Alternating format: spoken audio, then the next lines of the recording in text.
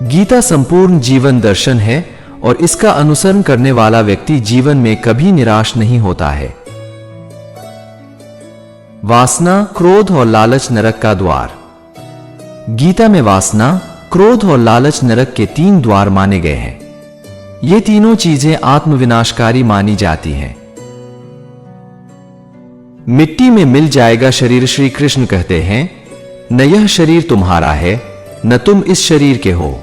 यह शरीर अग्नि, जल, वायु, पृथ्वी और आकाश से बना है और अंत में इसी में मिल जाएगा, परंतु आत्मा स्थिर है। फिर तुम क्या हो?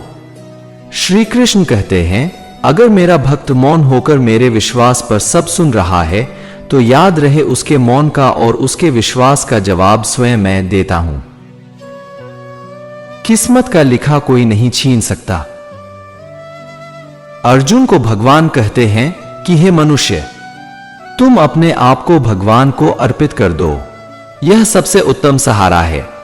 जो इसके सहारे को जानता है वह भय, चिंता और शोक से हमेशा के लिए मुक्त हो जाता है। गीता के अनुसार किस्मत का लिखा आपसे कोई छीन नहीं सकता। अगर ईश्वर पर भरोसा है तो आपको वो सब कुछ मिलेगा जिसके आप हकदार हैं। भविष्य का मजाक मत उड़ाओ। किसी के वर्तमान को देखकर उसके भविष्य का मजाक मत उड़ाओ, क्योंकि समय में इतनी शक्ति है कि वो कोयले को भी धीरे धीरे हीरे में बदल देता है। गीता में श्री कृष्ण कहते हैं कि जो मन को नियंत्रित नहीं करते हैं उनके लिए वह शत्रु के समान कार्य करता है। हमारा कर्म करता है, भाग्य निर्धारित। गीता में कहा गया है कि परमात्मा कभी किसी का भाग्य नहीं लिखते हैं। जीवन के हर एक कदम पर हमारी सोच, हमारा व्यवहार और हमारा कर्म ही हमारा भाग्य निर्धारित करते हैं। गीता में कहा गया है कि परमात्मा कभी किसी का भाग्य नहीं लिखते हैं। जीवन के हर एक कदम पर हमारी सोच, हमारा व्यवहार और हमारा कर्म ही हमारा भाग्य निर्धारित करते हैं।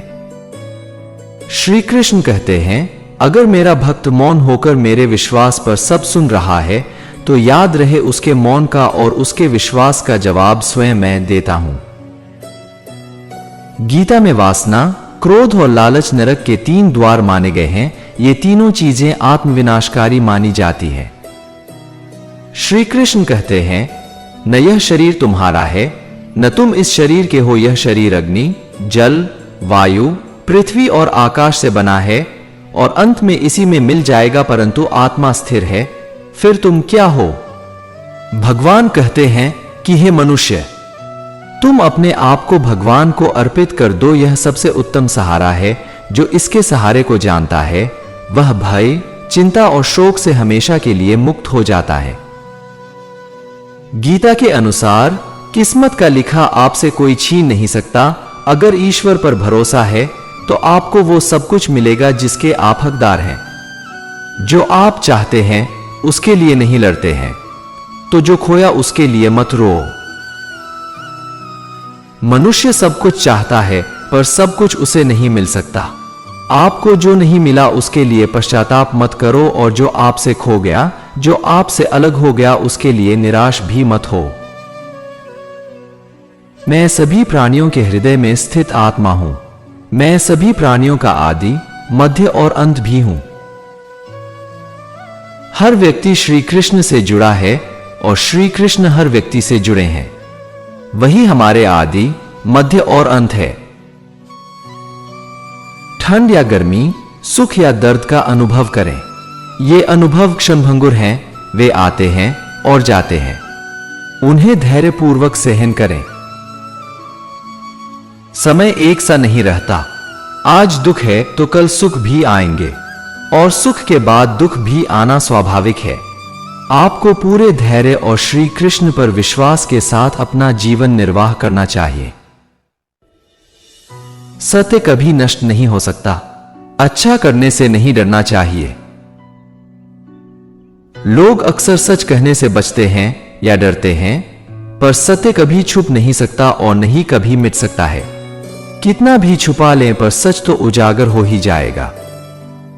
इसलिए जो बात सच पर आधारित हो उसे करने या कहने और मानने से कभी नहीं डरना चाहिए। इस शरीर का मोह मत करो, यह तो माटी है, माटी में मिल जाएगा।